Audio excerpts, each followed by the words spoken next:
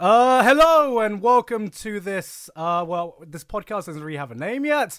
I just wanted an excuse to talk about anime with a few cool peeps. So whatever, we'll name this podcast in post. But with me today is Holden from Holden Reviews. Oh man, it's Holden Casanova now, dude. Oh yeah, shit, it's Holden Casanova. I completely forgot. Yeah, it's all good. Shall I say it's Gene from X Disturbed? Gene's next. No, just throw. It's throwback. It's Throwback Thursday today. That's when we're recording. Gene from Anime Appraisal. Hi guys. Oh, we have Throwback Thursday. Well, then we also have Joey, Mr. Anime. Oh wait, that's too much of a throwback. That's a throwback no one wants to be thrown back to.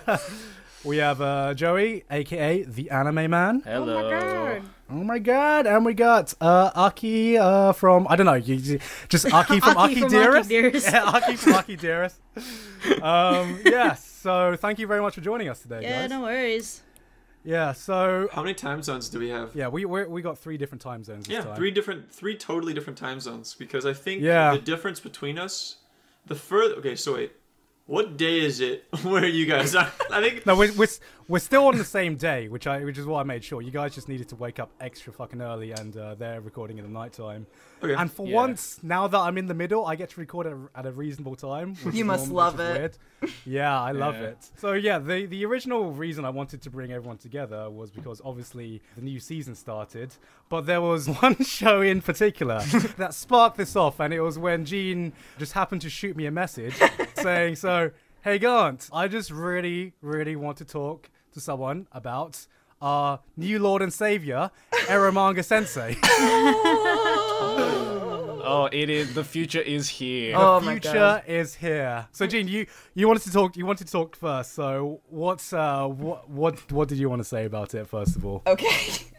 All right.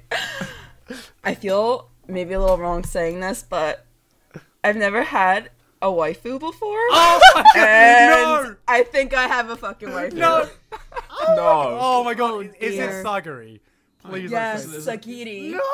Sagiri is in me. Yes. Oh no! Yes. Oh my god! Why not? Rest in peace. Gene has a fucking Emoto waifu now. Yes. Oh my You god. heard it here first. But yeah, Joey, you watched an episode of it, didn't you? Yeah. What were your first impressions of it? I mean, what was I expecting from an anime where the first word they uttered was immortal? First word of the first episode was immortal. I'm like, well, I just came into exactly what I was expecting to come into. Yeah. Did you enjoy the ride? It's from the same light novel writer as the guy who wrote Orimo, if I remember correctly. Yes. And you can definitely see that because I think like they're both meant to be set in the same universe. But I will say, like, I went into the show just like ready to just like hate it. I went into it as being like, this is absolute garbage. The perfect mindset to enter entertainment with. Yeah. And so what happened? Time to hate. Yeah, I was like, this. I saw all the fucking gifs, and everyone was like, "Oh, Sagari's waifu. What Sagari's?" Hey. Whatever. and that fucking scene in the second episode where she's blindfolded. No, that was in the 6th episode, but there's a scene in the 2nd episode where there's this like 12-year-old girl saying like fucking I love dick. Oh yeah. Yeah. Everyone's seen that clip. Yeah. And it's just like, oh Chin Chin, It's like fucking fucking Filthy Frank just like came in and was like, I'm gonna write this character. But that was like that was all I knew about the show, and I was like, this is gonna be awful. This is gonna be trash. And I watched it, and it was absolute trash. But I just enjoyed myself so much. It's one of those anime that it's like you can't look away from. You just need to continue to just bask in how bad it is and everything that's bad about it. Yeah, but I don't know. It's just like this perfect car crash of like the worst things you can find in an anime. Like you have the one car crash you'd never think you'd see in person. Exactly. It's just you got the fucking Immorto's little sister. You got all this fan service. You got this girl who fucking apparently likes dick and it's lollies and it's fucking like if I talk about this show. Yeah, if I talk about this show in public, I'd get like the weirdest fucking look. You would be known as like the biggest pervert ever. Yeah. Exactly. I mean, Gene, are you enjoying it? Like, honest to God, are you enjoying it? Absolutely loving it, and I'm loving it so much more than I liked Ori Emo. Like, when we had that talk about Ori Emo back in the day. Oh, I know. I remember when I had that talk about it. I was like, I liked it, but there was nothing that, I don't know, like, I just didn't see the hype that you guys saw on it. I just watched it and was like, okay, it's a satisfactory show. Like, it's good. But this is, like, actually grabbing my attention.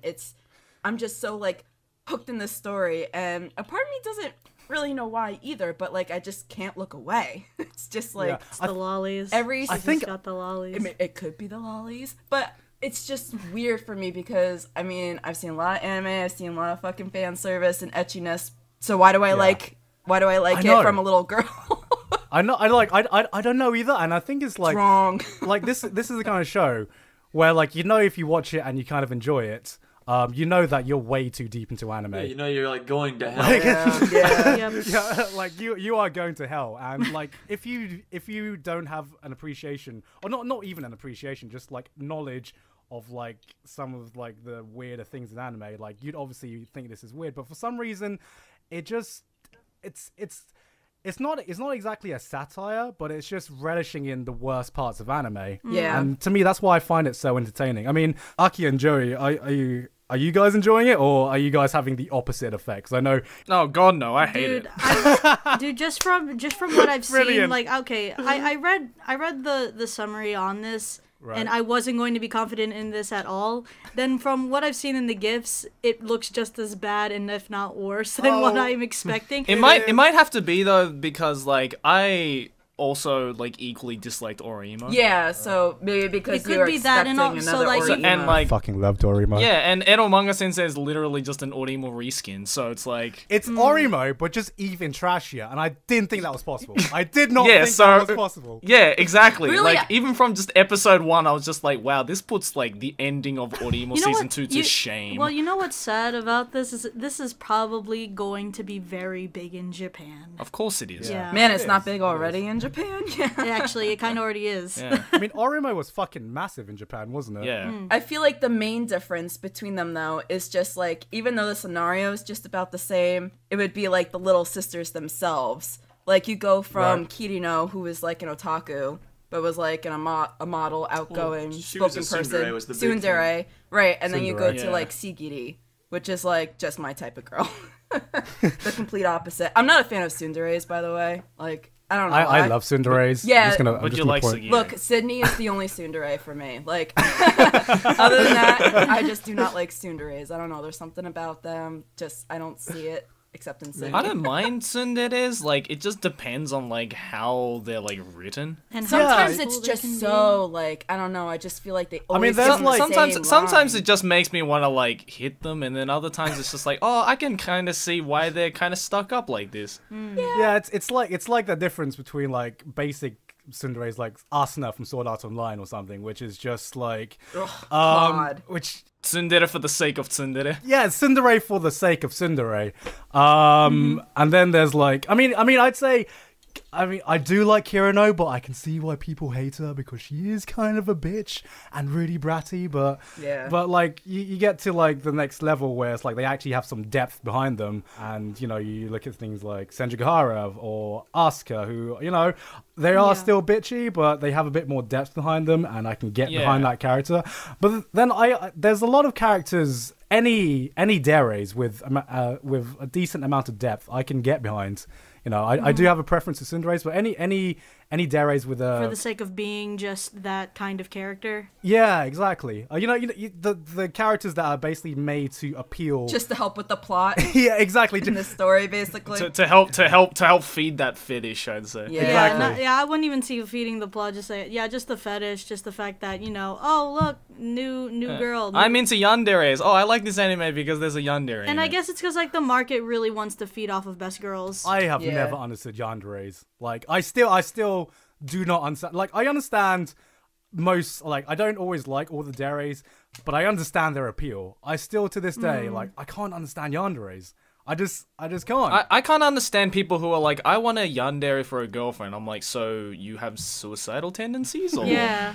You want to? I mean, you want I a can- psychopath as a girlfriend? Yeah, you want to die? Or You want to Yeah, be I like didn't- manipulated and controlled and possibly stabbed in your sleep? Yeah, I didn't really know how big like the demand was for yandere to be even like a fetish sort of thing. Yeah. Until, you know, I just kept seeing people like saying, "Oh man, I would want like the perfect yandere girlfriend." But, you know, the whole concept of that kind of relationship isn't really done well. I mean, but I still have like So it's like they want yandere. to submiss, basically. Yeah, but I can still like yandere characters. But I mean, obviously I don't like them in the concept of like fetish, but I've seen some pretty sick yandere. yeah, well, like I'm with Gun in the thing that like I don't mind the deres as long as there's like some kind of depth or like some kind of reasoning to their personality. like Kaede from Shuffle. She's flipping fantastic.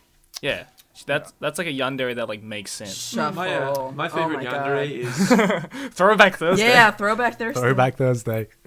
What was that, Holden? Claire from Bakuna was my favorite yandere.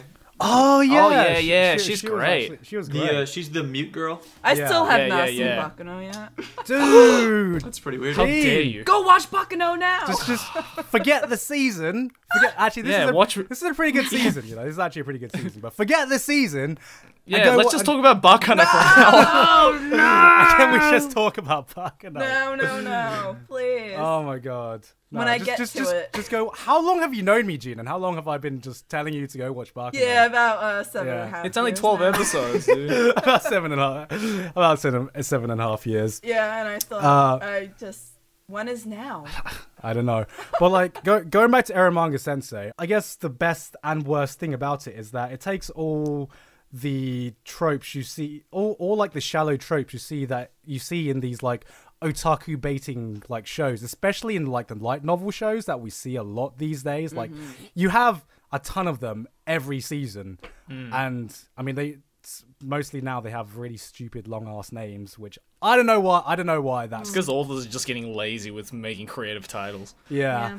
But it's just, Eromanga Sensei just appeals to, like, the trash side of me. And there is a trash side of me. I mean, yeah, you liked Big Order, dude. Everybody has a trash side. Yeah, Everyone has a trash side, dude. Like, There's no shame. you know, that whole, like, guilty pleasure anime. You know, like, everyone has, like, a... Just... If you look at it as a reviewer, it's just the worst anime you could imagine. Yeah. But it's like, you know what? I still watch this because it gets me through a good day. I mean, the best way to get to know someone is when you learn what their trash side is. Because Eddie, it reminds me of Joey when we met for the first time in Akihabara. Perfect place to meet. Perfect place to meet. The only place to meet. Yeah. And so like the first thing he takes me to is like your typical like anime shop. You know, it's just like we go through these floors and floors of just figurines or whatever. What is, you know, standard anime stuff. And like literally the second place he takes me to, and he's like, so guys, do you want to go to a doujinshi store? And I was just like, my fucking man, Dude, I would go to man. Mandarake, dude. Let's go. Yeah, dude. The vintage stuff, It's dude. Mandarake and like, Torano Ana, dude. Oh, It's yeah, like the dude, shit. of course, yeah.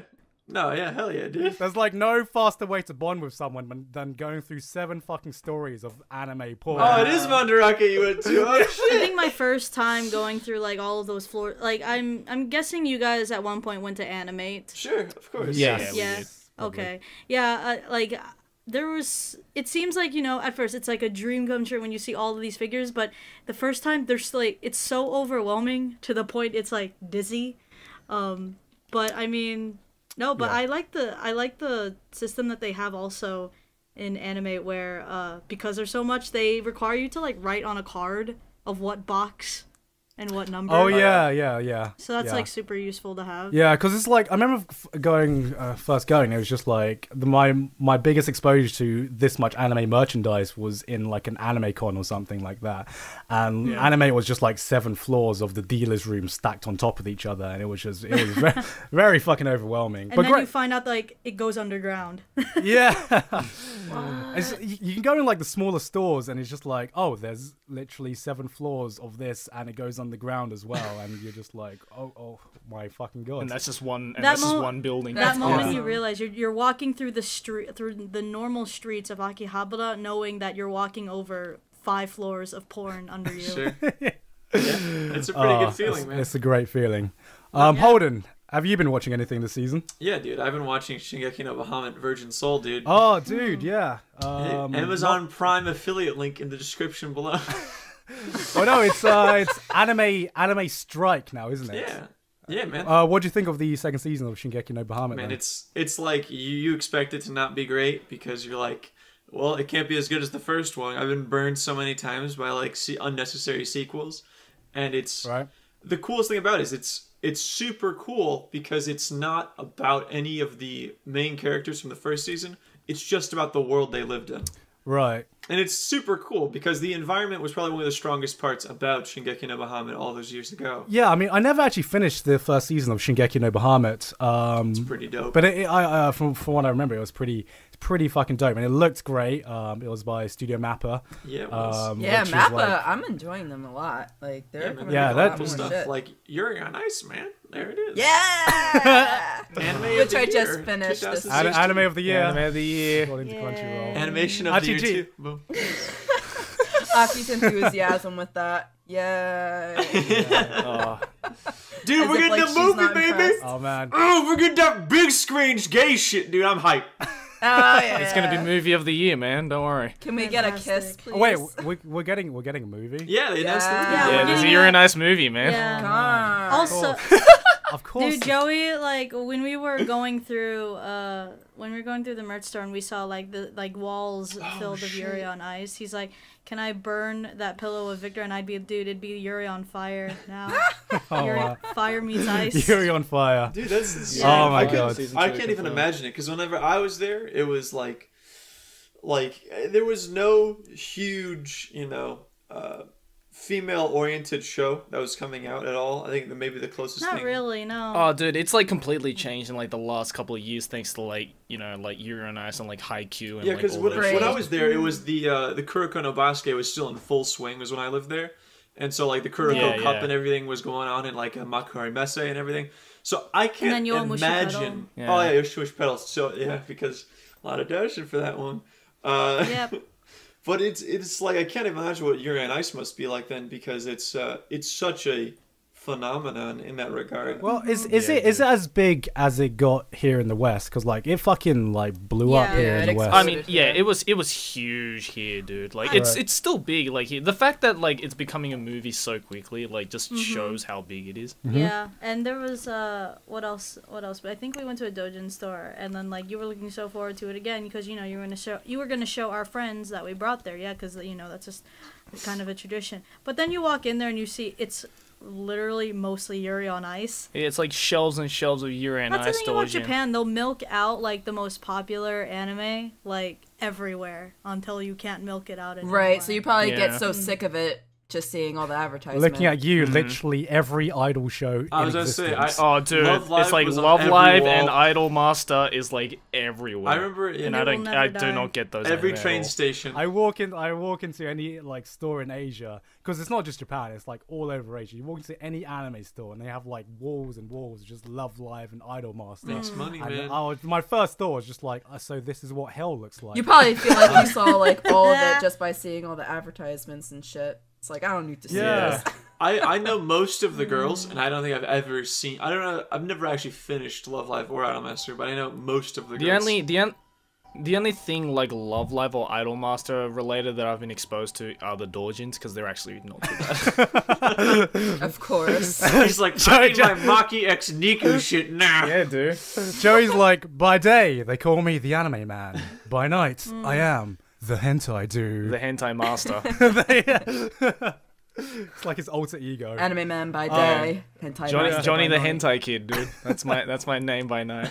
There you go. Well, Gene, are you enjoying Yuri on Ice since like you are just getting back into anime now? So yeah, you missed like the hype, I guess. So you're going into this more blind than everybody else. Yeah. Than anyway, you missed the fucking Crunchyroll Anime Awards. Exactly. So that was like yeah. Yeah. And then when we did our previous podcast about it, I don't know if you guys were talking about, so I just like stayed quiet because I didn't know anything about it. But she's like, I don't like lesbians. It's just yeah, I don't like lesbians or anything.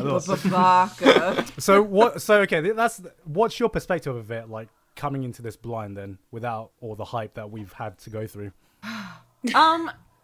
Well, I did enjoy it a lot. Like, I had to keep watching it. It was like one of those shows that the episode would end and I'm like, okay, next episode. And like, I was so happy I could do that because I didn't have to wait. Man, you're out of breath, Gene. That was awesome. The next week for the next episode to come out. Yeah. That might have been that might have actually dampened my experience now that you mention it, Gene. Yeah, because I had to wait week to week. And so I don't know, your perspective would probably be a lot different then. Because I was like, because for the first 3 weeks, right, my perspective of the show was very different than the last 3 weeks of the show. The first because 3 weeks, it kind of started slow. Well, and I'm like, man, is this gonna be like a sports anime? Yeah. Like I wasn't wrong yet. It's like, I wonder if this fatty will lose some weight. Like, that's all you're thinking, like, at first. Probably that's what you're thinking, like, wait, next episode, will he be skinny again? I'm rubbing my hands and I'm like, ooh, Excel World Season 2 with ice. Oh, man. I don't know, Haru, I liked Haru. I don't know why. I liked him. Are you kidding? Haru was great, man. He was too chubby not to love. Fully arc OP. No, but, I mean, I was able to marathon it, so I did enjoy it. But, like, after, like, towards the end of the series, I felt like I was just watching a repeat of, like, every other episode. It was like, the Grand Prix, it's like, the same dance, and they just put a new dude in it, like, every episode for every competition. The thing is like, definitely when it got, like, halfway through up to the end, it's as if you were just watching, like, a real life, like, ice skating competition, using a lot of terms that you probably don't know in ice skating. Well, now I know what a triple salcho is. Thanks, Yuri on Ice. Yeah. And then they, what is it?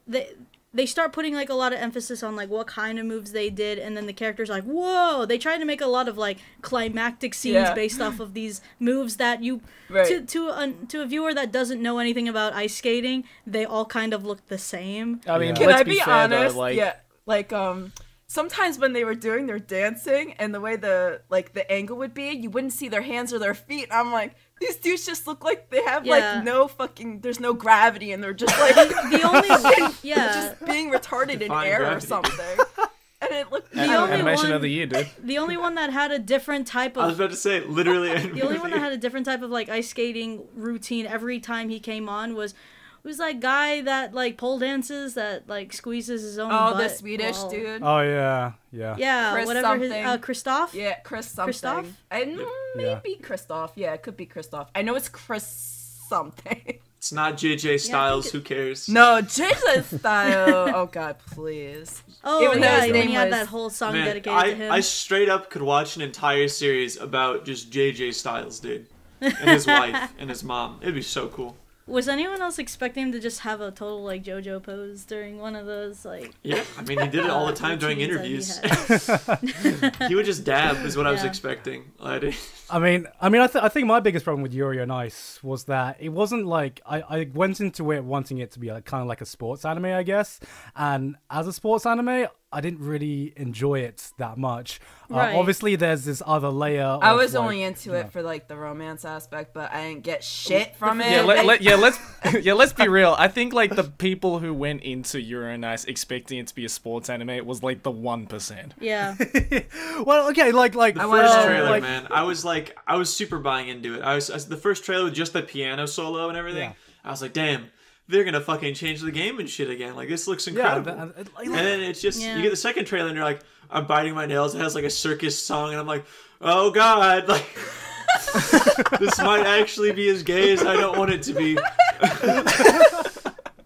Yeah, when it comes to sports anime, with the thing that I liked about other ones, like, okay, let's just take like Yowamushi Pedal for example. Sure. They made the sport like interesting enough that even though you probably know nothing about cycling, they explained it in such a way where it works with the story and it works with like the struggle of the character trying to ride up the hill. Yeah. But with Yuri on Ice, they kind of just named off the moves. They showed you the routine.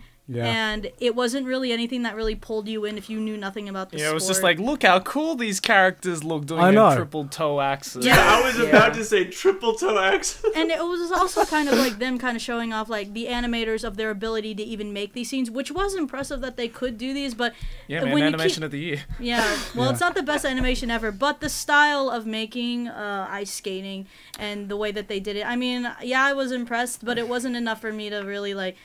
grab into the story like Yowamushi Pedal did when they explain just something as simple as like the wheel, and if like one part breaks off, that's actually a big effing deal, and then they try to like really bring it home on why that's a big deal and why that will ruin everything. I would have preferred Uranus if there was like, I don't know, one of the guys like broke his leg mid routine or something. Like, I was kind of like, oh shit, some fucking high stakes.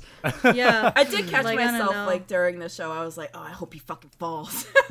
so like, Yuri would win or something. No, I mean like it was catchy, but after. It was just repeating itself after a while. I'm like, all right, I'm not getting anything I want out of it. Like, there wasn't enough time to develop the characters for me to care enough about their routines and what their routines meant. I think it was just a case of they just tried to do too much in too little of a time. Because like, what drew me in the first episode was the fucking animation. Because if the animation had stayed that good, I would be really up for this, but like they tried to do like fucking 500 routines every episode, so of course it would have got boring, you know, it would have got stale if you just saw like the same routine.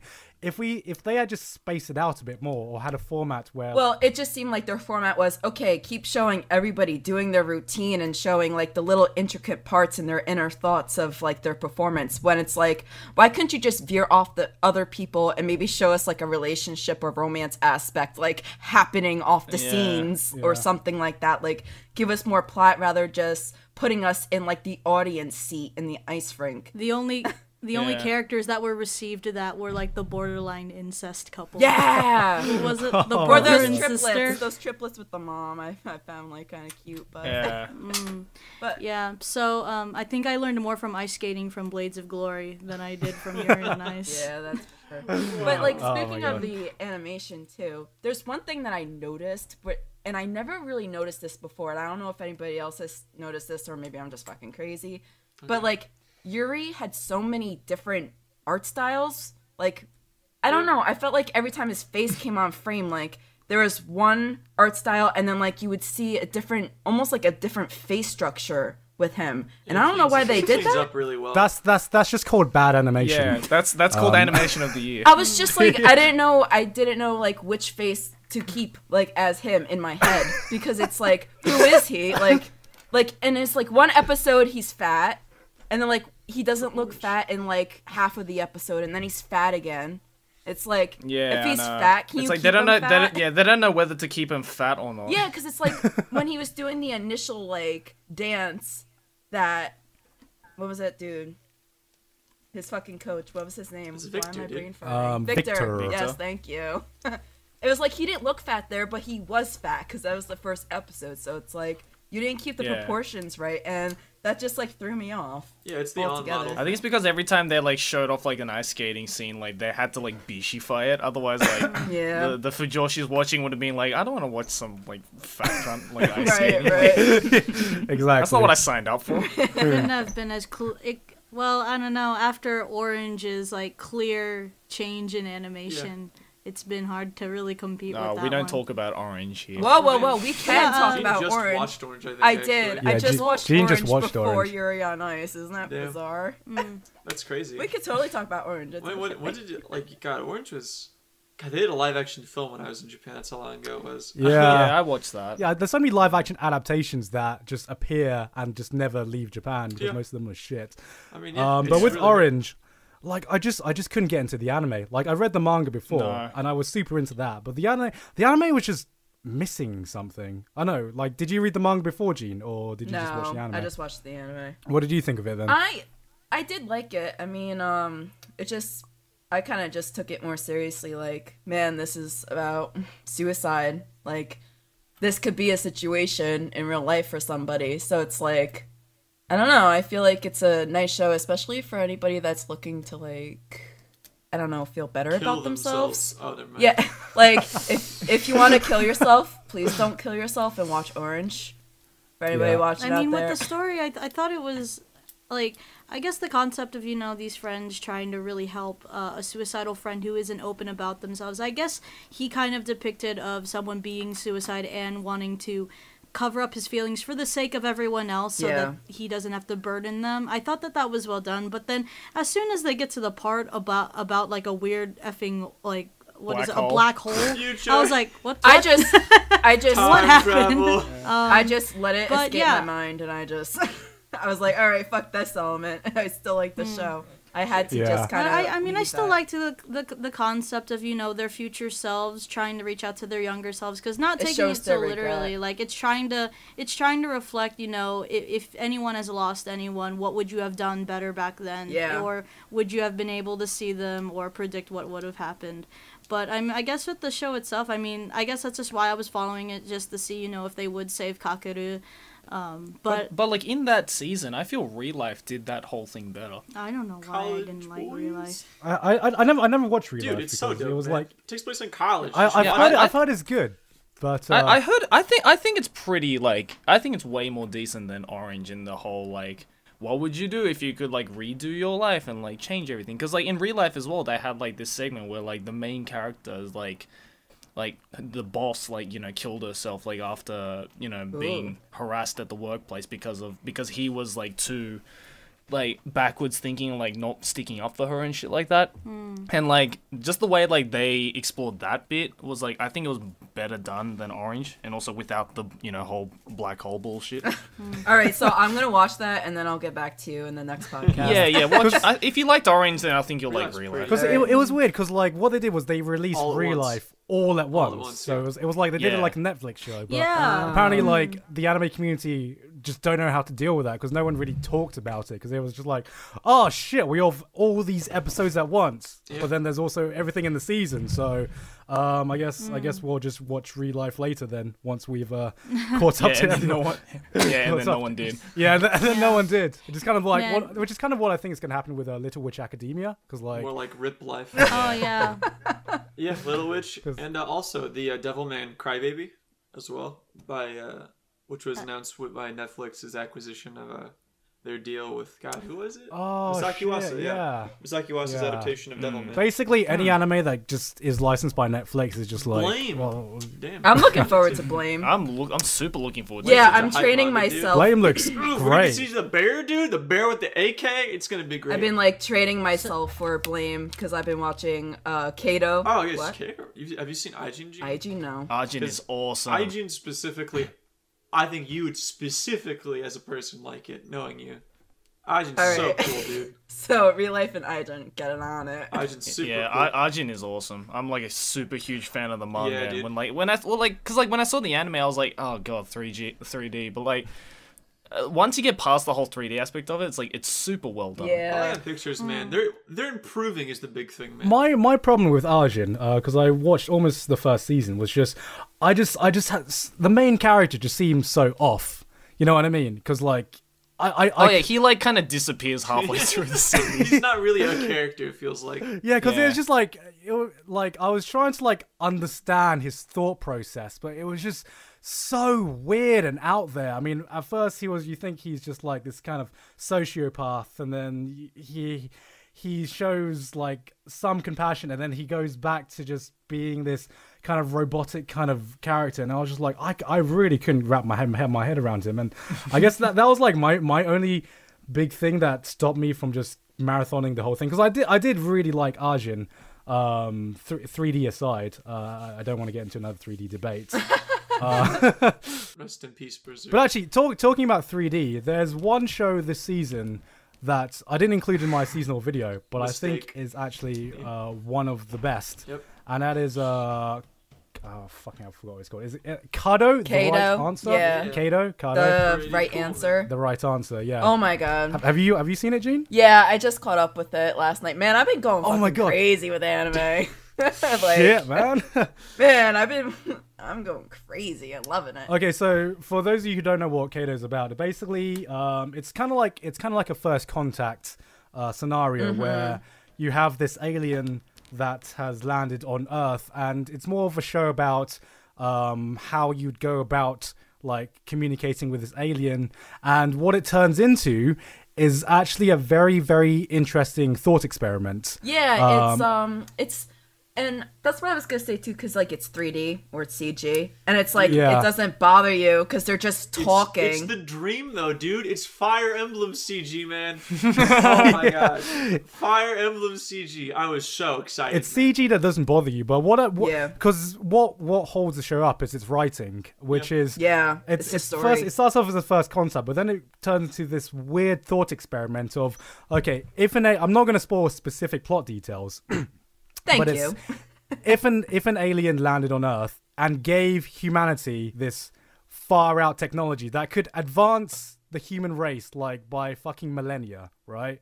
If we had this technology in our hands, what would we do with it, and how would we go about even improving humanity? Are we even ready for it? Because it's just like what happens is the alien gives this piece of technology and the humans ask, why are you here? And the alien is just like, I just want to improve the human race. Here, have this technology. And then we're just like, holy shit.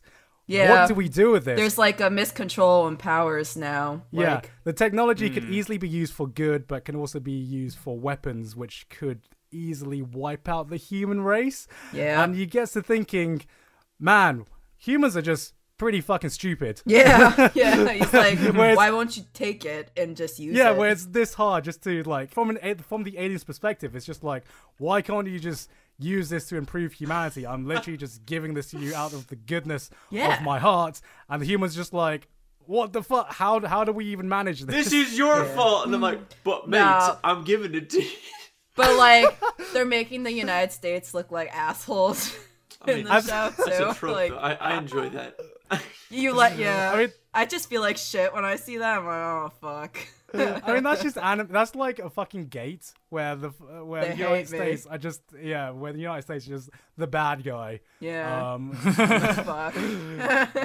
I always find that hilarious. This is for taking Yokohama from us. But no, like Kado, the right answer is definitely an underrated series, which I recommend anyone pick up this season because not many people are talking about it. I mean, I didn't even watch it before I released my spring video, and was just like, everyone was just like, oh, you missed out, Kado. Admittedly, I skipped it because it was 3D. I'm not gonna lie. But you see, like, it really doesn't bother you because it's more about like the story and the plot more than anything. There's not even like much movement or action. The CG's in it. Pretty good looking, man. I like it. It really doesn't. Yeah, it looks good. I mean, you only notice it when they're walking. It's not Ganso though. Which is like, have many of you seen Tsuki ga Kirei, which is airing this season? Yeah. I actually haven't yet. Oh my god. I don't think anyone else has though. So, but what okay. I mean, like, what do you want to say? Like, I don't know. I don't even know. Has anyone started Clockwork Yes. Planet? Okay. Okay. Oh I stopped after episode 1. I stopped after. Dude, no, Aki. Okay. I watched it last night. Seriously.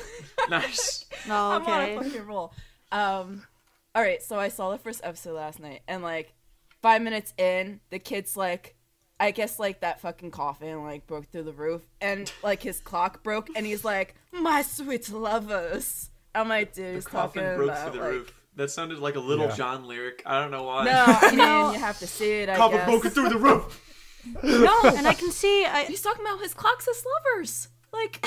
After Handshakers, I can see that the animators really just want an excuse to really use that like 3D animation of what is it like first the chains and now they're using it with the clocks. But yeah, no, with Clockwork Planet, like there was a lot of hype on it. Mainly, I guess it was just because it was from Yukamiya again, and then they were expecting something just as like aesthetically pleasing and with like a story like No Game No Life. But like with this one, I don't really know what the hell happened in the first one. It's like so much information was given at the same time, and they made everything about clocks, and there wasn't really a point to any of the clocks. I didn't understand the clockwork.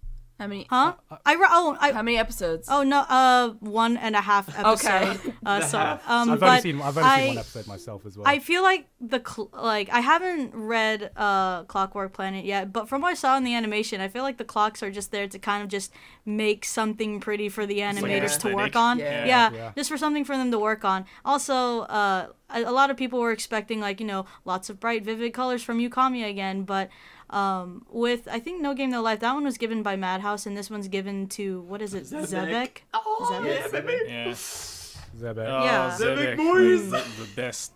Yeah. Yeah. And I think they didn't realize though that like just because it's a Kamiya Yu like novel, that doesn't mean the artist is gonna be the same. yeah, and well, also, what was one thing? This weirdly turned quickly into a failing harem by Yes. half the first episode. Yes, it did. Yeah. The only anime from Zebek that they're really famous for are apparently harem, which is Turavuru Yeah. and Love Hina. It's over, man. Yeah, dude. That's a shame. Wait, was it Fucking- was it so Love weird Hina? because- Love Hina? Negama. I said they made Negima, Oh, baby. Negima, yeah, Negima. No, not Flexing Love my Hina. 10-year-old Sorry. muscles, bitch. Let's go. Negima. Negima. Yeah. Yeah. No, I was I wasn't thinking of Love Hina. I was thinking of Keijo. They did Keijo. Oh, hell yeah, they did Oh Keijo. shit, they did Keijo as well. I That's completely weird. forgot Yeah. about that. Anime of the year, baby. It's weird that you say Oh, that because man. like Zebek for me or Zebek, sorry, I only think of Foma Panic and Broken Blade. Like I only think of mechas when I hear Zebek. So like Well, they're making Full Metal Panic the third So season. they're but making didn't- third rate. They They didn't made- handle the first two. they made one other. No. You're thinking of Studio Gonzo, which made the first one. Okay, then I guess I'm just thinking of Broken Blade, but I thought they did. Okay, oops, my bad. Apologies to Canon Perfect, who's probably listening to this and being like, "Oh, studios don't mean anything." But yeah, with Clockwork Planet, the big red flag for me was that fucking finger blowjob Yes! scene, which just I almost came out turned it of off at fucking that. nowhere. Oh my god. Yeah. Yeah, I'd like that was a bit that was the big red flag for me because like you had all this exposition. Oh my god. And then you were just like, what's going on? And then out of nowhere, this girl was just like sucking off a finger. Yeah. And I was just like, oh. I literally paused the show and I thought to myself, do I want to stop now or try to finish the episode? I said, Paused okay, it, and I I'll was try like, to finish the thumbnail episode. acquired. But moving on from what's on this season, has anyone been watching the big ones like Attack on Titan season 2? Yeah. Or are we just Hasn't? all waiting? Boy, of course. I feel like so many people are talking about Attack on Titan. Like, Attack on Titan has just spread like wildfire. Like, it's everywhere on the Well, I internet. mean, they did wait a long time. I think less people are talking about Attack on Titan season 2 than obviously like the hype's died down a fuck ton compared to what it was 4 years ago. yeah. Um, I Well, guess that's you're because right. I like- think like the wait was so long that like people were just like, fuck, I'm gonna read the manga. like I've talked to a lot of people who are like super into Attack on Titan who know that the second season is airing, but they might be waiting. they just haven't watched it, or they just seem like it's like, oh yeah, I'll watch it Well, eventually. you know? also remember, like, it's been Attack on Titan came out like 4 years ago, and Mm-hmm. I guess they dubbed it, so like a lot more viewers, especially over here in the West, probably are watching like the dub version. So they probably don't That's know true, of the actually. second season's existence yet until they Yeah. see it in stores or something, or yeah, Funimation.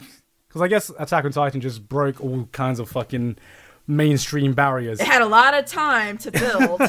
I mean, I just think Like- I don't know why they had to wait 4 years to get on this fucking train again, because I feel like they've missed a lot by waiting 4 years. I think it was just a hard production to make, man. 25 episodes just takes like, it could take almost 2.5 years to make that. Oh, I thought it was only 12 episodes. No, this No, the original. yeah, one. this was the original one. I guess that's true. And they're trying to get back on the Carbonari train as well. I mean, train. yeah. That was no pun intended. But yeah, I guess my quick thoughts on the second season of what I've watched so far. It's very, very different from the first season.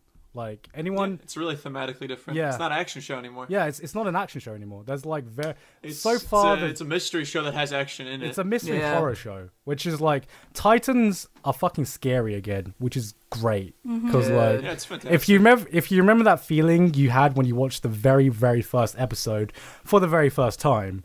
No more and kawaii it's- Titans. Yeah, no, there's this like Well, no, they're just as ridiculous, but Kawaii Kyojin. but the Titans are more lethal. They're not like before. They were just like playing Super Smash Brothers and hitting the dummy bag at like the practice range. They were just obstacles in the way for Captain Levi to go human blender. Yeah. yeah. Whereas now they're like lethal again. One Titan can potentially kill somebody, and it just, I don't know, it wasn't like that before. Yeah. Unless they were just trying to be like, well, we gotta kill everybody. Yeah, Well- I mean, they're genuinely scary, and there's this mystery aspect which was never prevalent in Attack on Titan anymore, because until the wall at the very end. Yeah, until the wall at the very end. Until literally just the wall was like, yeah. I'm a Titan. Oh my god, the wall went to shit. But like it actually got me thinking, because I'm actually enjoying the second season a lot more than I enjoyed the first season. Yeah, me too. Well, you both know like how I am about like characters. Going into like Gigix's question of like why it probably took so long. I mean, I heard one because the animators were being paid really badly, so like a lot like pulled out for some reason, and I guess they didn't have enough, but I don't know how effective that was towards the anime.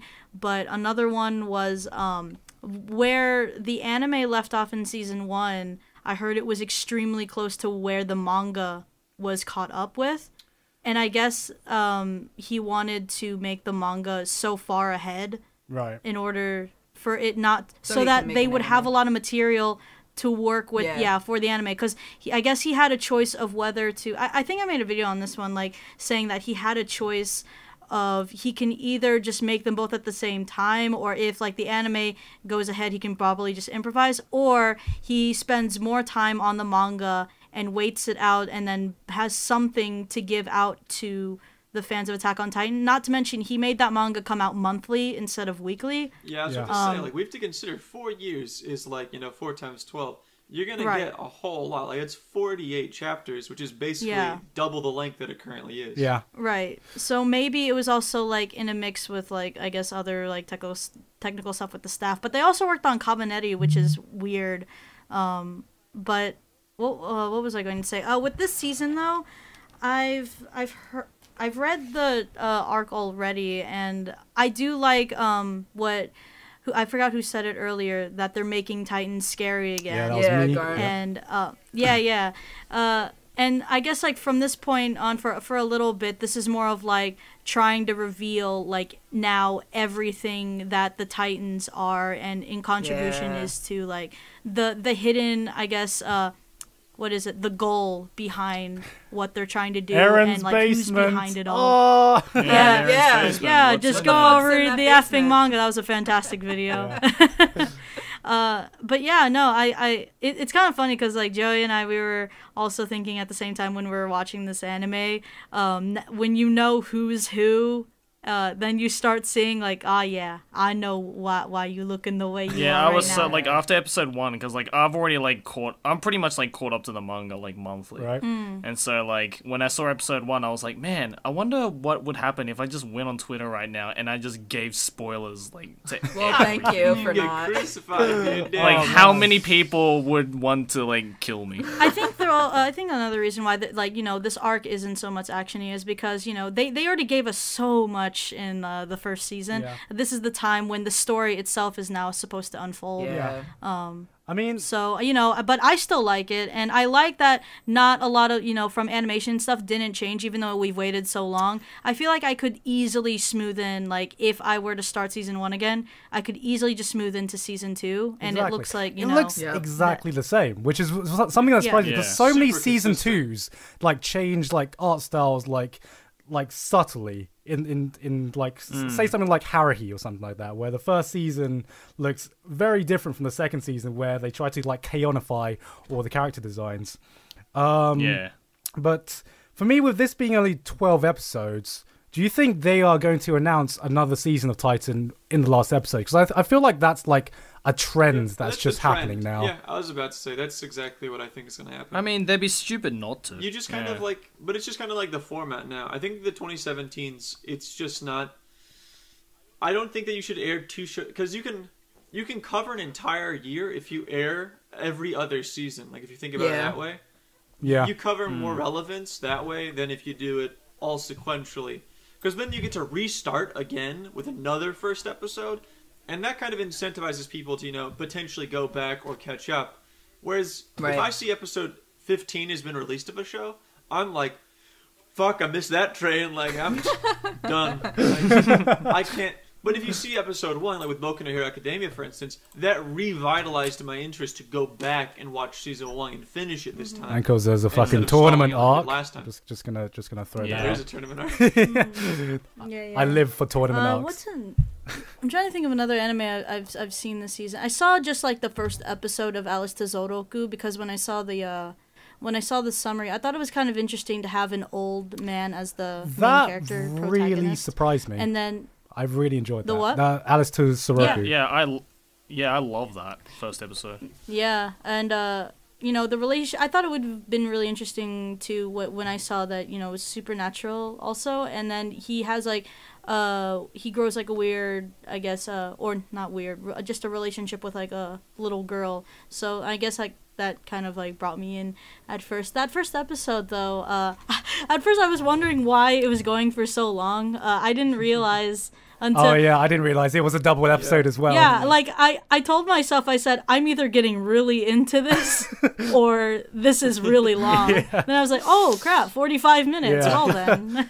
No, the thing about, because I didn't read the synopsis, I just went in literally just looking at the cover, which is just like the old guy and Alice, and it was just like, this is probably gonna be like a slice of life of an old guy, like an Usagi drop. Oh, let's just not talk about Usagi drop. Okay. It was funny. Garnt just found out how the fucking manga is. I'm like, Garnt, you're so. Oh, I have the manga. Have you read the manga, Gene? No, it's sitting in a crate in my basement. It's in my basement. Oh hell yeah! I can't wait for when you read the manga and finish it, we got to talk about it. I bought the manga carrying on from where the anime ended, so I heard a little bit. So I bought. Hi. Yeah, I'll let you know when I get to that. But yeah, that's what I thought the show was going to be, like that kind of show. So when we had this kind of like Elfen Lied style escape, like fucking little girls experimenting on beginning, I was like, what the fuck is this? It's like, why is there a girl literally floating on a giant fucking Titan arm? Like, this is definitely not what I expected it to be. And that it was that element that kind of that blending of the old man slice of life element with the supernatural element that I really, really enjoyed.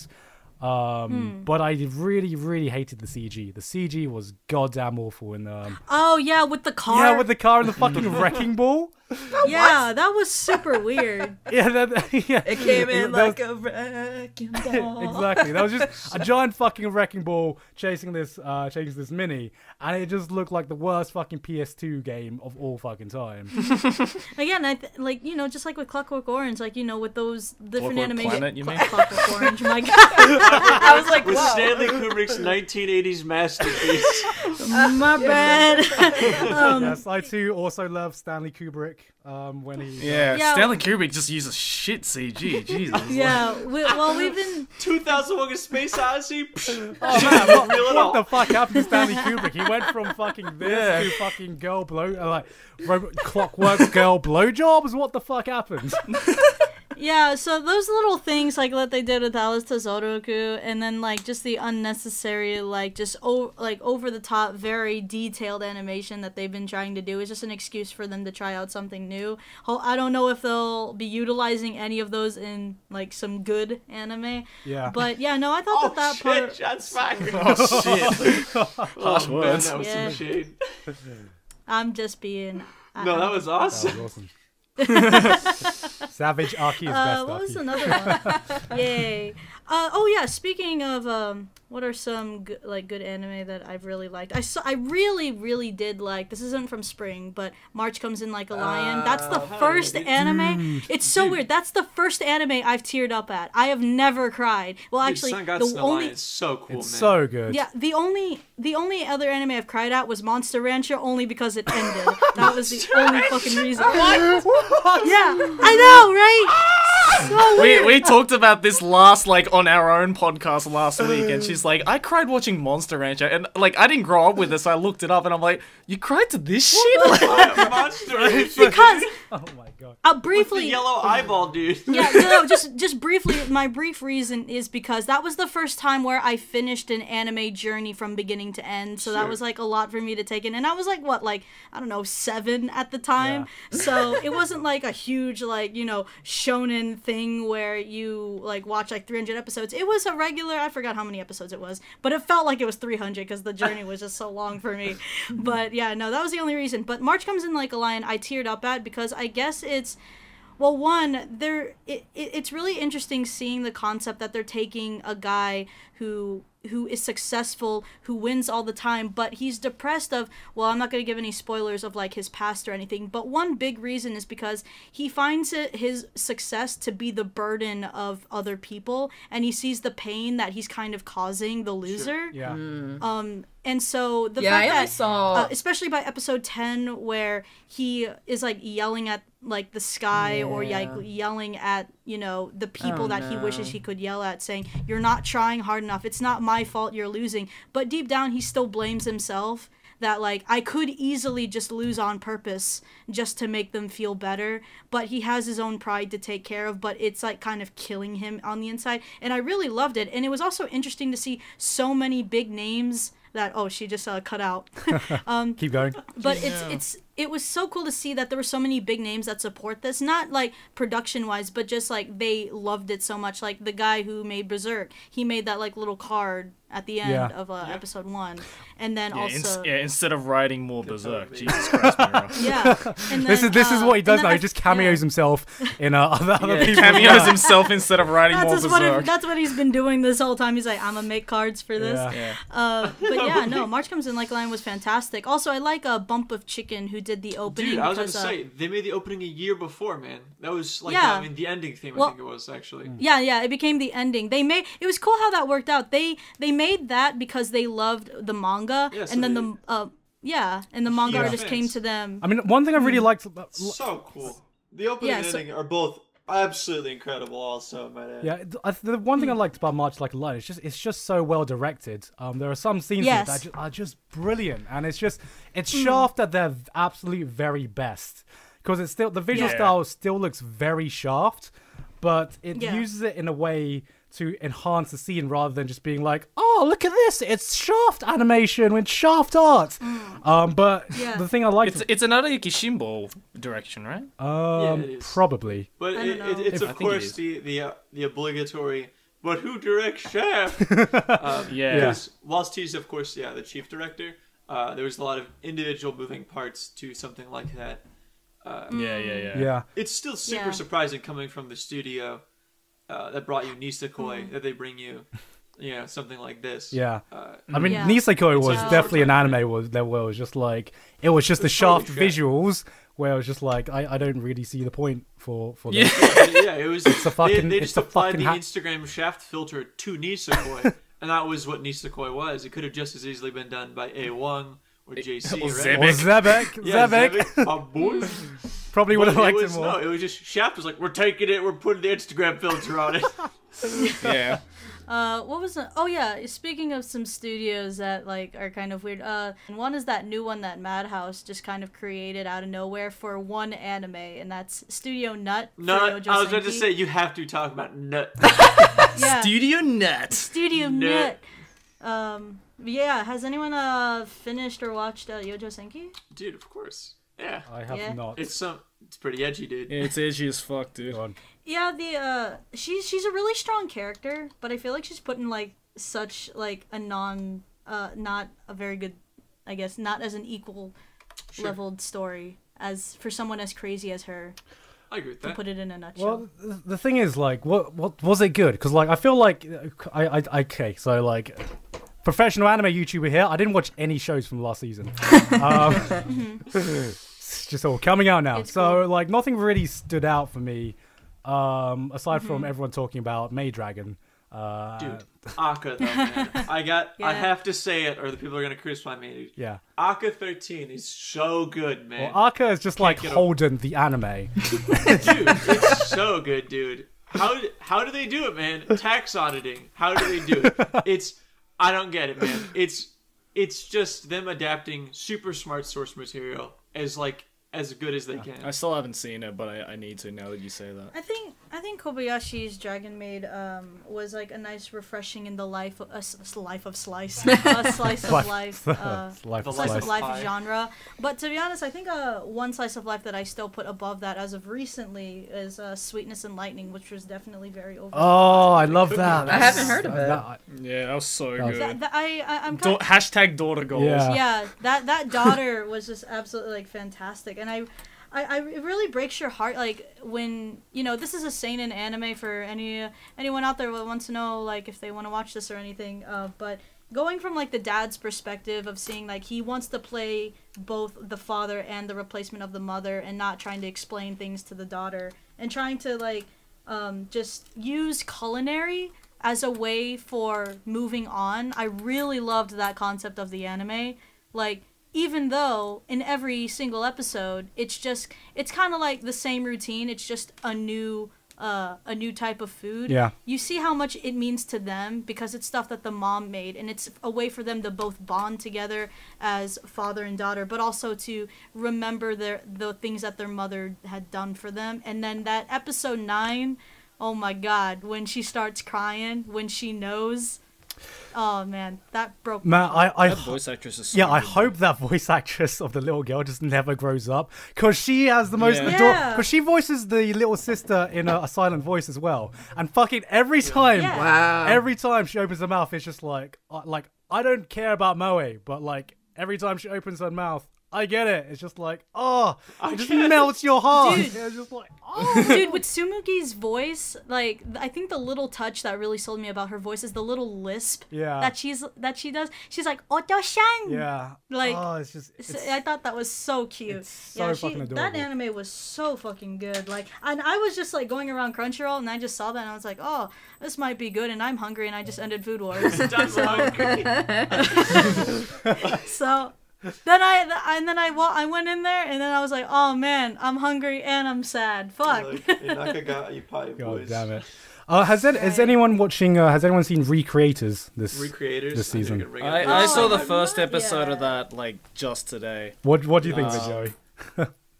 It's like I kind of like knew what it was gonna be about. I was like, oh, it's like gonna be the most meta anime ever created. Like, it's fucking meta. It's like it makes meta look meta. Like, it's like, oh, let's make an anime where the characters know that they're in an anime, and they have to go back into said anime. But let's show that by showing you an anime about that anime. Yeah, it seems like, because there seems to be this like trend in anime now where it's like everyone's trying to out meta each other, and then Recreators comes along and is like, you guys have seen nothing yet. It's like, so it's like light novel characters and video game characters being brought into the real world, and like they know that they are light novel and video game characters. It's really fucking weird, but it's cool because you get to see how like characters meet their creators. It's like your OC hates you and shit. I love it. Yeah, but like it's super cool. It's super cool, and like the action, which was what drew me in initially, because like I didn't know what it was Troika, about. Man, come on. Yeah, it's Troika, which I really hope that it's not going to end up in the same vein as Out No Zero. Even if it was, man, it's still worth the ride. It'll be a fun ride. It'll be a fun ride, which is like it'll be either great. Or it will just be like so bad that it is just entertaining to watch, which is why I'm. Well, it's gonna have 22 episodes. I think. Yeah, exactly. Which is like every time I see an anime now that's over 12 episodes, I'm just like, your expectations are like. I pat the sweat off my head, dude. I'm like, are we back in the bubble? Are we ready for this? Frantically checks watch. Are we back in the golden age? I start like my dyslexia kicks in, and I'm like, is that one really there next to the second digit on the right? Is it 2017 or 2007? Where are we? It's like it must be a big deal when like every studio now has like commitment issues, and so when one studio just actually commits enough to say, hey, from the get-go, we're gonna make this 2-core, you're like, oh shit, this is the real fucking deal now. I feel like as soon as they make it 2-core, I'm just like, oh, this is serious. Like, I'm like, there's so much money in this. Like, this has to work, or it's going. This has to be good. Yeah, exactly. I mean, like, dude, I can't. I remember when I found out that Little Witch Academia is 2 court, and I was like, "Are you what?" And I was like, "Are you serious? This is 25 episodes?" They're like, "Yeah," and I'm like, "Damn." And then Netflix brought it, and like, oh fuck, nobody's gonna watch it, dude. With Little Witch Academia, like I was thinking, man, like the industry's saying that they're like losing money, and then they have some low budgets in order to make like the anime longer. But then you've got Little Witch Academia, whose entire budget was off of Kickstarter. Yeah. What was it, or something like that? Well, it was just like the second movie. Was the second movie, and then that allowed funding because which was Enchanted Paradise. Maybe they didn't use all their funding there, and they could have used Kickstarter funding. Yeah. I actually, oddly enough, I just got my Under the Dog Blu-ray in like 2 weeks ago. Wow. What a disappointment! What? And I got it in, and I just have it, and I'm going to keep it as a reminder. And whenever I'm about to spend money, I'm going to hold the case with both hands and look at it. And then, and then I'll decide if I put like money. $60 into that, and it's just like I feel like a disappointed father. It's just like I put so much into you, and this is what I get. It looked so cool, dude. They used M4s and shit. Like, it was awesome. And then you're like, what's happening? It wasn't even like, oh, none of this is relevant. And I was like, wow, disappointment hollered on my dreams. Yeah, there's this anime that just came out this season. I actually wanted you guys' like input on the all the POV anime coming out because Roommate POV. just got Oh, released. I think I know which. Is it the one where you're I think you're a girl and you go into like a harem.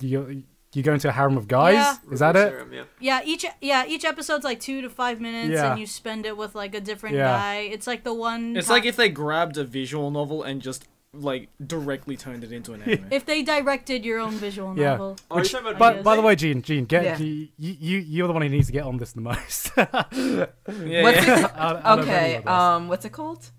Roommate. I've heard of it, but it reminds me a lot of Pillow Boys. Wait. Yeah. Wow, I'm dating myself. It's the same people, I believe. Yeah.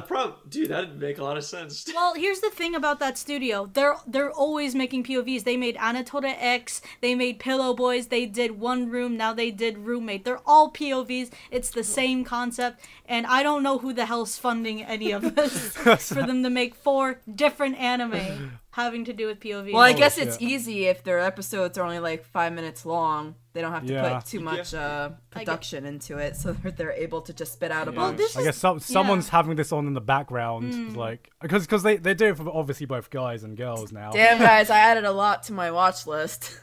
God damn, Gene, I thought you were on it. Buccano is still last on the list. Oh my god, we started on Buccano. Put that to the top right now.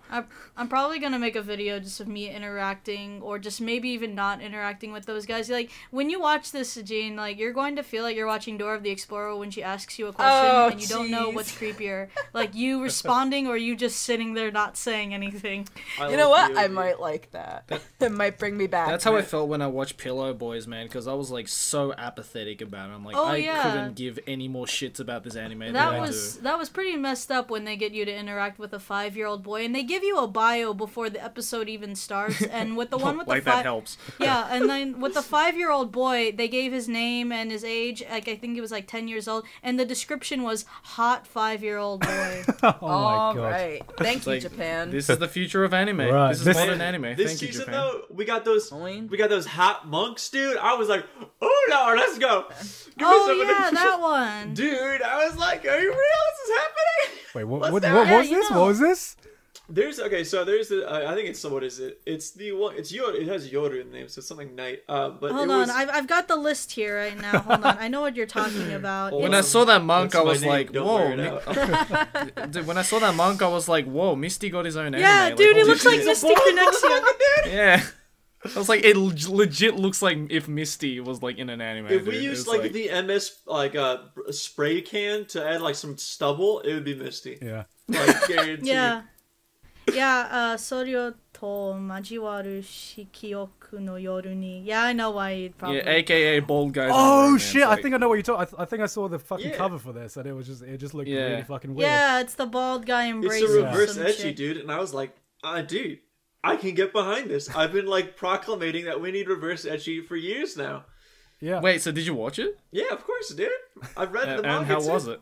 Dude, it's I mean, it's pretty fan servicey, man. I was pretty Well, because like the last reverse harem I saw was the fuck was it called? Brothers Conflict. Oh my Holy God. shit, wow. Which was just like, it was just like at the end of it, I was like, what am I doing with my life? Well, I think it's important to note that it is 5 minutes. It's one of the shorter things, like one of those really short TV shorts. But it's okay. So it's super low commitment. Yeah. And because of that, because Brothers Conflicts was like full 20-minute episodes. Holy that shit. was That is a commitment for a reverse harem. Yeah. because I mean, and because it's so short, the commitment's really low. So it's always worth just trying. The same reason that like, God, all those years ago, I was like, man, Pupa might be good.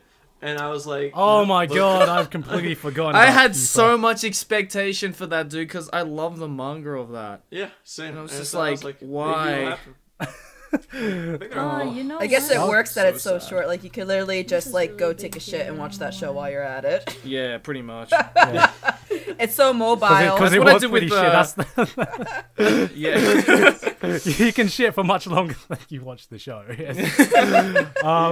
It's a visual laxative. If you're constipated. Oh my God. Yeah. Um. Hold on, I'm gonna go watch an episode of Pupa. Yeah.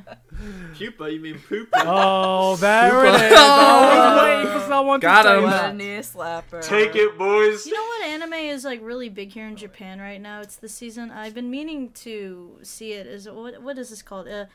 Like Oshitsu Kyoshi Hainet. What?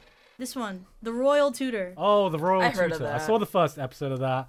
Yeah. I mean, it's I don't know anything about this, and there's only 6 episodes right now, but I've been seeing a lot of this in Japan. yeah. I mean, I guess it's like the opposite of like the whole moe thing, where it's cute girls doing cute things. Where apparently they realize Okay. that girls want to see classy boys doing Yeah. classy things It's hot. in a classy way. That's the trend for that kind of thing. I mean, It looked like yeah, a yeah. Butler show to me. Exactly. It's like Yeah. it follows the vein of something like Oran High School Host Club or Black Butler or that kind of thing. Not that anything's wrong with Oran High School. Not that Host anything's Club. wrong with that. I'm just saying it just fits in that category. Yeah, As yeah. fuck, Gene. Yeah. What I do want to To- talk about though is Boruto, which Dude, it's a Yeah. pretty cool anime, dude. yeah, I mean, I'm not gonna lie. Me and you, Holden, we we followed started Naruto this with Naruto, through yeah. thick and thin, and we were just like, we held the funeral. Like, we held the funeral for Naruto.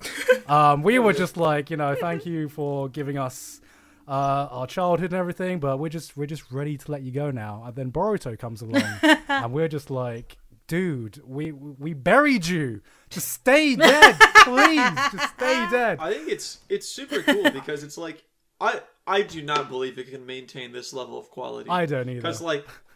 Because it's like, I don't know, man. It feels just like the first time you watch Naruto. I and know. Stuff. Like It's so good. Like Oh, it God. captures the essence super well. It's so good, and because the thing is, it feels fresh at the same time, but it feels yeah, familiar. It has this perfect balance where you feel like you've re-experienced Naruto again, except you're not in a sense.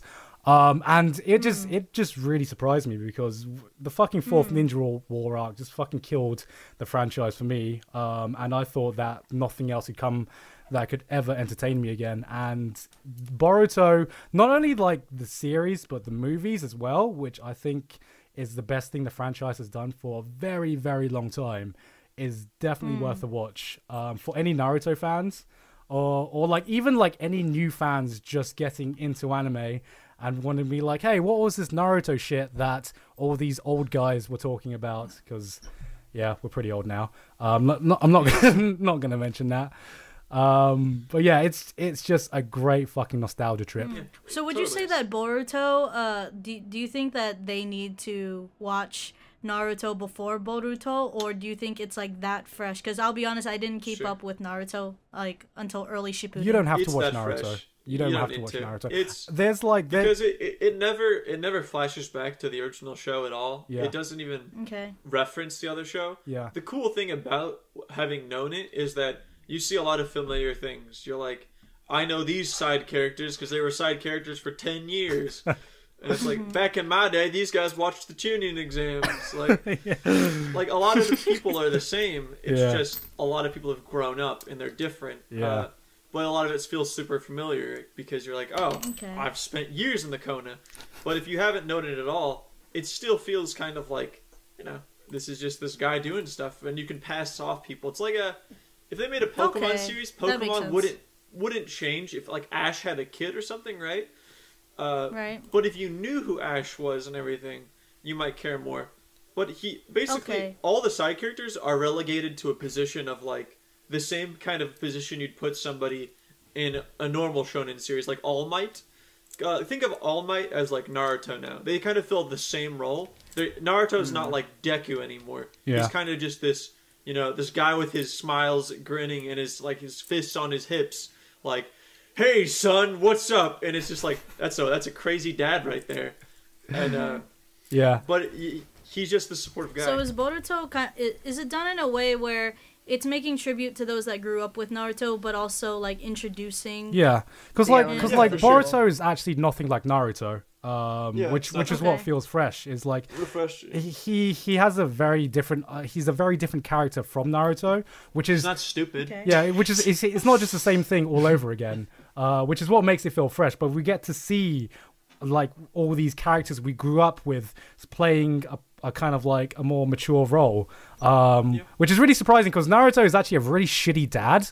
No, he's terrible. He's a terrible dad, and it's just like it was so interesting that Sasuke is a much better dad than Naruto is, and it's just like what? Plot twist. Did not expect this. It's kind of like the comparison between like Gohan and Goku, right? Like how Gohan is much more reserved and level-headed and like a kind person, whereas Goku's just like this selfless alien who wants to be Jesus.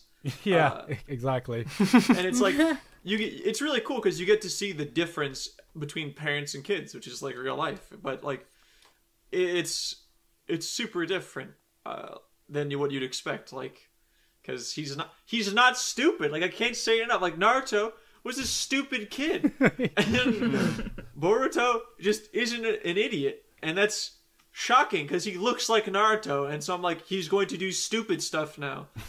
And he just doesn't. Yeah, exactly. That's super refreshing. Yeah. But yeah, I think that's pretty much everything I wanted to cover from this season, unless there's anything else you guys have seen or want to talk about. Man, we talked about a lot and then some. We talked about quite a lot. I mean, the only thing I want to mention is 7 Mortal Sins. Watch it. There you go, kids. Oh yeah, my Opie defenders. I know you're out there, dog. I got you. Oh my god. All right, well, I think that's a good place to stop it. It's been a hell of a lot of fun. Leave it off with the Opie. Yeah, fucking. Okay, so like just to bring it all back, my final thoughts are: watch Eromanga Sensei and just join me in this trash bag. Please join me in this trash bag. There's plenty of fucking room. Gene's in here as well. Yes, no, actually, it's a dumpster truck, Garnt. Get it right. Yeah. That is true. We heading to the landfill, boys. Yeah, we're fucking we're getting this dumpster truck with us, and we're heading to the landfill. A fucking trash party. Room, you know? Join it. Oh my god, but yeah, thank you all for joining me today. It's been no problem, man. Yeah, thanks for having us, man. Yeah, no worries. Yeah, with 3 different time zones, this was a bugger to get together, but but I mean, I'm happy it finally happened. Yeah, for sure. Since you came to me 2 weeks ago, Gene, and just like, I want to talk about Eromanga Sensei. Okay, let's wait a bit to talk about this in public. And 2 weeks later, finally did it. I've been suffering. I was suffering so much. I was like, fuck this, I gotta make a video about it. I can't wait. Okay, so with me today has been Holden from Holden Reviews.